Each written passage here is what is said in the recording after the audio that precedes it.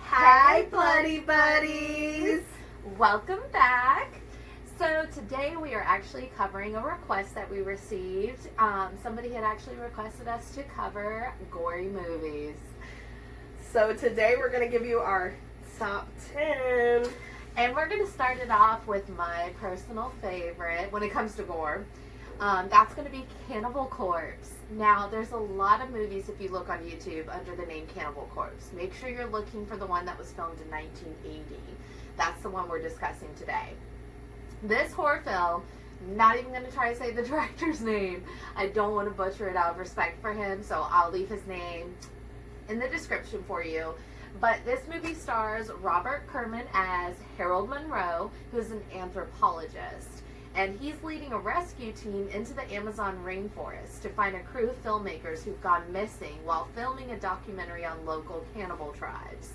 However, when the rescue team gets there, the only thing they are able to find is the films themselves. Now, the media is attempting to get this film out and show it to the public. However, Monroe is like, no, it's way too gruesome and gory. He is, quote-unquote, appalled by the film. So, in the film itself, of course, you get to see what it is, and that's where the gruesome part comes in. I don't want to give any spoilers, but it is very, very, very brutal, to the point that the actual director of this movie was ordered, he was actually charged with multiple counts of murder, because rumors came around that he actually murdered the cast on film. So everybody's sitting here thinking this is some sort of snuff film that he produced. The film itself was actually also ordered to be seized by a local magistrate, and he was also arrested for obscenity charges. Now, of course, the murder charges were dropped because none of the cast was actually murdered. But the film was that gory that people believed it, and for it to be a film from 1980 and be so gruesome that he actually had charges pressed against him, I think speaks volumes as far as the gore factor goes. Yeah. So to anybody who's into gory horror films, this is a must see. Now, we will say, though, this film is banned. Yes. In Italy, Australia, and a few more countries. And this ban happened immediately after the film, and to this day in 2020 is still banned in several countries. So, I mean, like I said, it doesn't get any gorier than that. Right? I feel like that's number one on our list. now, our second movie on the list is going to be Hatchet. Now, this movie was filmed in 2006 by director Adam Green. And it depicts a group of tourists who take a boat ride tour through the haunted Louisiana bayous, where they are told the tale of a local legend by the name of Victor Crowley.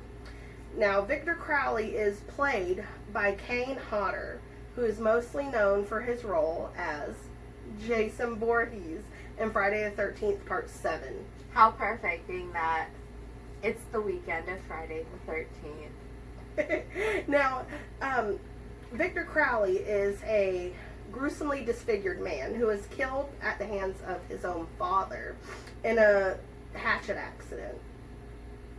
Now, as they're doing their little boat tour, surprisingly, the boat sinks. And the tale turns out to be true when the group is faced with Victor Crowley himself and must fight for their lives.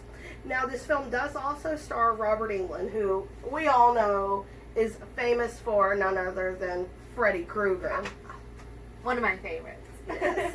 Now, this movie did spawn 3 sequels. So there's Hatchet 2, Hatchet 3, and Victor Crowley. So if you watch it, can't get enough, you got 3 more. You got plenty more.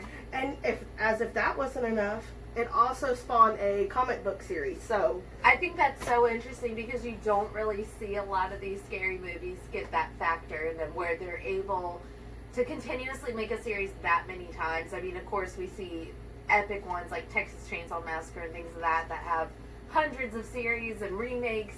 But for a movie of this demeanor, I was really surprised that it had so many sequels and a comic book series.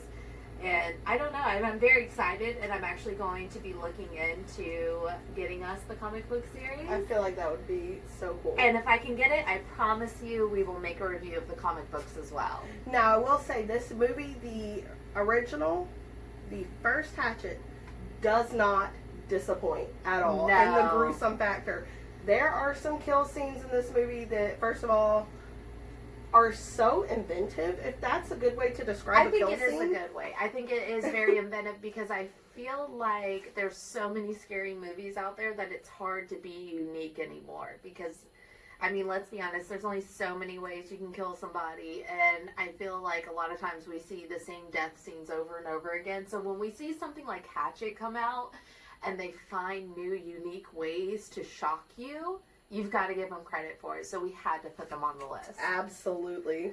So that was really exciting. We also have a movie called Midnight Movie.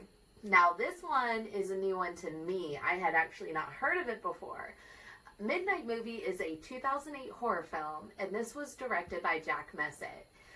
Basically in the movie, a theater has a midnight showing of an early 1970s horror film, which turns into complete chaos when the killer from the movie comes out of the film and attacks everyone in the theater. This one really gave me the creeps just because I envisioned myself at a movie theater watching this, and all I could think about is that one moment where the screen goes black and you just feel eerie because you can't see anything around you, just wondering where the killer is. But I feel like even if you watch this at home, you're going to get the same scare factor. There's definitely a lot of gore in this movie. Again, we don't want to give any spoilers out, but definitely worth the watch. Yes, for sure. Now, the next one on our list is going to be See No Evil. Now, this one is about a group of delinquents who are sent to clean an abandoned hotel called Blackwell Hotel. And now, it was abandoned due to a fire that had burned the last 2 floors. And they were in there cleaning it, for the purpose of turning it into a homeless shelter. And in return, they would get their sentences reduced. So these aren't just like somebody that was looking at a couple small charges. Like, they're trying to get their time reduced. These are like some heavy delinquents. Yes. So now, as they're in the hotel doing their cleanup committee, I guess you could say, they soon find a psychopath by the name of Jacob Goodnight. Now, Jacob Goodnight is actually played by, I'm going to show my dorkiness, I'm going to show my age a little too. Fucking do it. Jacob Goodnight is actually played by WWE wrestler Kane. So that's so cool. I know who that is, and I'm not even like a wrestling fan. I feel like most people know who Kane is. I feel like he's right up there with like I said, I'm not into wrestling. I mean, I'm into UFC, but I'm not into WWE type stuff or whatever they're called now. But I know who John Cena is. I know who Ric Flair is. And I feel like almost everyone knows who he is. Yes. And so now, I guess that kind of adds to the creep factor for me, because we all know what, I'm not even saying this to be disrespectful, we all know his face is scary. It is. His face is scary. But I think he means it and he owns it. You know what I mean? Listen, like, yes. He knows what he's doing.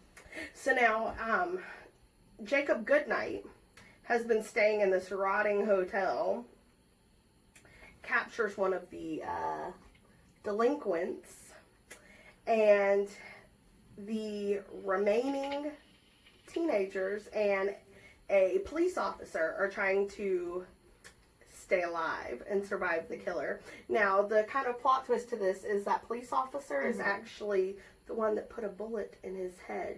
So 4 it's years almost prior. like this little revenge factor. Like, I feel like he's going to come after the cop for putting the bullet in him, but the cop's like, no, it ain't going to happen. Happy ending, right? That does, or not. You'll have to watch it to find out. You'll have to find out, because not every horror movie has a happy ending. We learned that. Now, I will just, no spoiler alerts, all I'm going to say is Meat Hook. Watch it and find out. I think that's like one of the most brutal ones you ever see in movies is the meat hook. A meat hook. That's when you know you're going to see like the person's every little ounce of organ just coming out. So our next movie is Would You Rather. I'm another like super fan of this one. I love almost the gore, but also has mind games to it. So with Would You Rather, this movie came out in 2012. It's a young woman who accepts a dinner invitation and hopes to make quick cash because she has a sickly brother. Upon arrival, she realizes the game they want to play is actually deadly. So she and the other guests actually end up spending the evening being terrorized in a sick version of the classic game we all know, Would You Rather. I love this one. I feel like almost like the tension in between like each person's round is what really gets you going and scared because you have no idea. Like with certain movies like Texas Chainsaw Massacre, you know what's coming. With this one, you have absolutely no clue what's about to happen until it actually happens. And I think it's that real... So it's twist after yes, twist after twist. You really don't know until it starts happening. So definitely add it to your list if you haven't seen it yet. And if you had, watch it again. It's so good. Now I will out myself and say I have not seen Would You Rather, so... Oh, you... It's we will watch it tonight. I was about to say, it's definitely going on my list of must-watch. It is, especially for gore. Now, our next movie on the list is going to be The Crazies. Now, there's two movies by the name of The Crazies. One that was filmed in 1973, and then one that was filmed in 2010. They're similar, but definitely not the same. So we wanted to clarify so you understand. We actually are discussing the one from 2010. Yes. They are both beautiful movies. We respect them both and love them both. But right now, as far as the gore factor... 2010 yes. for sure. Now, this one is about a peculiar plane crash that happens, and it releases a rare toxic virus, and it takes over a little farming town by the name of Pierce County, Iowa. The actual toxin, though, turns people into violent psychopaths. Now, there is a town sheriff, his wife, and two others that are not infected, and they kind of band together to try to survive. Listen, that's what's going on right now with this coronavirus. I'm not even trying to make light because it is serious. Wash your hands. Stay clean. If you don't feel good, stay home. But this really does remind me of it because we both tried to survive Walmart today, and it was straight up nothing but psychopaths everywhere. So, y'all, please be careful out there. People are losing their minds. They're going crazy. I'm praying for the people who are affected by it, but at the same time, you guys have to remain calm. Because chaos just develops more chaos. And stop buying all the damn toilet paper for the love of God. Seriously, please. And the baby wipes, because my baby needs them. Rant over. So on to the next one, which is my favorite director, Rob Zombie. I don't even think I discussed this in our meet and greet, but I am a huge Rob Zombie fan. Out of us, I'm very much the very heavy metal fan. Not to say Rob Zombie's heavy metal, no, but yeah. I'm more into like the hard rock, and I love Rob Zombie. And the reason I bring that up is the half sleeve I have tattooed on me is actually House of a Thousand Corpses by Rob Zombie. It's my favorite movie. Obviously, I dedicated half my arm to it. But that is not the movie we're discussing today. I just wanted to bring that up because I know some people who've never seen House of a Thousand Corpses see my tattoo and wonder what it is. I've got the fried chicken and gasoline on me. And if you don't know the movie, people look at me like I'm crazy for having that on me. So, just to clarify, this is House of a Thousand Corpses. But when it comes to gore, the movie we picked was 31. This movie came out in 2016. The movie is depicting the day before Halloween. 5 carnival employees are kidnapped and held hostage in an isolated compound, which they call Murder World. On Halloween night, they're thrown into this sadistic game called 31. And basically what they have to do is survive 12 hours against a gang of maniacs dressed as clowns. The 3 people running and watching the game bet on who will survive the longest because no one's ever survived. Now, if somebody were to survive, the prize they would receive is their freedom. So, gosh, I can never speak enough on Rob Zombie. I think he is so good at being so sick and twisted. Much like House of a Thousand Corpses, Devil's Rejects, 3 from Hell we just saw not too long ago. But with 31, you get a lot more of the gore, like you see in some of his other films. And this one definitely does not disappoint. So, you know, I've said before, I feel like it's a mix between Hunger Games and Saw, but in a much sicker, gory way. That is the most perfect description of that movie. It really is. It's like going through rooms like Saw that are very torturous and evil, and then Hunger Games because it's like dinging down each contestant, if you will, because they want one final survivor, much like Hunger, and they're watching it in a sick way, enjoying watching it, much like Hunger Games. And betting on it. Yeah, it's wild. It's absolutely wild. You gotta watch it. So it's a quite literal bet your life on it. Yes.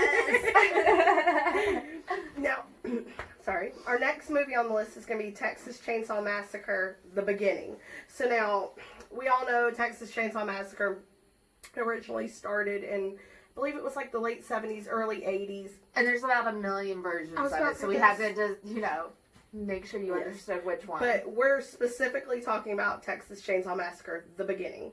Now, this one was filmed in 2006, and it depicts Leatherface's brutal beginnings. Now, it's based on the summer of 1969, when a meatpacking facility is closed. The deformed butcher, Thomas, becomes enraged and kills the foreman. Meanwhile, two brothers and their girlfriends take one last road trip before the boys are to be sent to serve in Vietnam. One last hoorah. Yes. Now, they get involved in a car accident, and the group is taken to a house of horrors full of insane cannibals, including none other than Thomas, where they have to fight to survive the house of hell. And I'm a sucker for all Texas Chainsaw movies. I feel like The Beginning is such a beautiful classic. It's untouchable. You gotta, if you're a true Texas Chainsaw fan, you gotta love the original. The new ones, even the one with Jessica Biel. I love that one. I remember watching it in high school. Talk about showing your age. Right? So, I love them all. I think every director who's done one has respected it so much, and they're all done in a unique, different way, but they're all so beautiful. But I do agree, Texas Chainsaw: The Beginning is one of the goriest ones as far as the scene. So be prepared. And also, too, I can't wait, just a little teaser, I guess, if you will. We will be going to Scarowinds this year, which, of course, doesn't happen till the fall at Carowinds. And the reason I bring that up is because we will be going to the haunted houses there, and there's one there called, what's it called? The Butcher House or something? Well, I know it was depicting Red Ribbon Meats, but I don't remember. Yeah, there's a sign for Red Ribbon Meats, and I can't remember the name of it offhand. But I personally went in it, and it is literally like walking through the Texas Chainsaw Massacre. So this fall, we will be giving you a very detailed, very epic tour of Scarowinds. So be prepared. How do we do that? Jinx, bitch. All right, so on to the next one. I love how I keep getting the Rob Zombie ones. I know, I'm jealous of this one because this is my favorite, my absolute favorite. So, Rob Zombie's Halloween. Now, we are talking about Halloween 1 and 2. We couldn't pick one because they're both very, very gory and beautiful.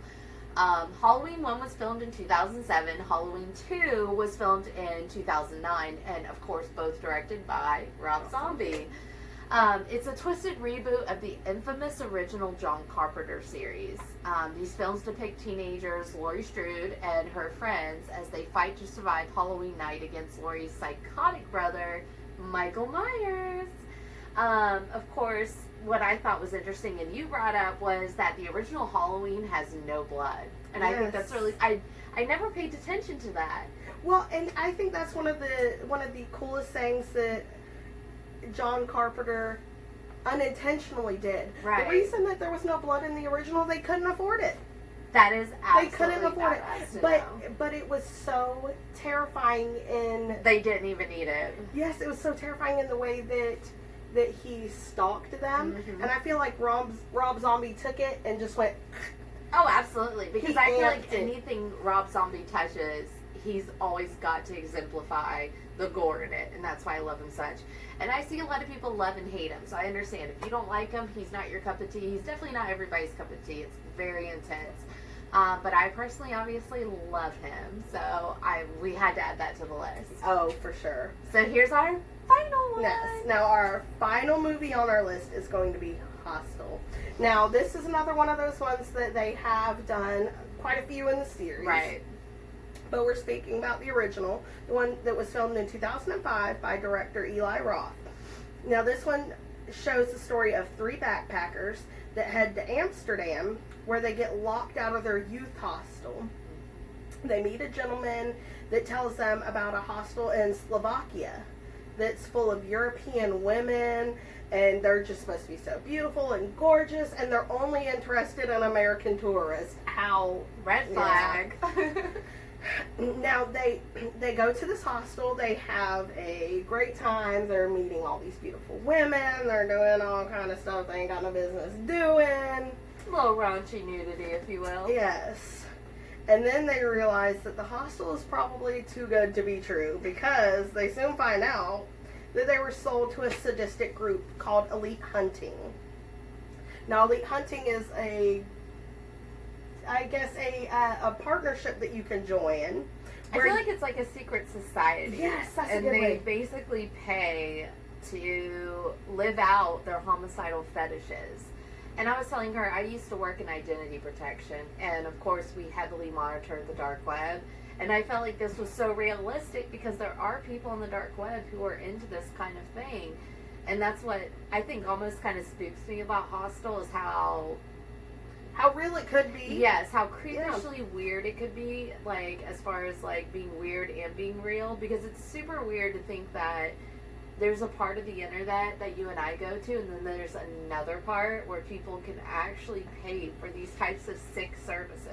It's actually been proven, and I don't have the exact numbers in front of me, so I can't tell you exact, so don't hold me to it, but it's been proven that the internet that we access normally, like your Microsoft internet, your basic internet browsing, and your YouTube, your this, that, your Facebook, whatever, is only like 10%, I think it is, of the actual internet, and the rest of it is the dark web. Are you kidding? It.